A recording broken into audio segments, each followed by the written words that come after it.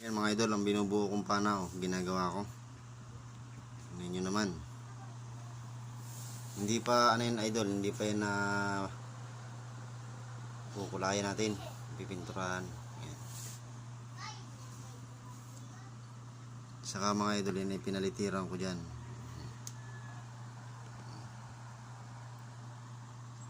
Kulang pa to sa ano, sa liha, yung pinong liha mga idol.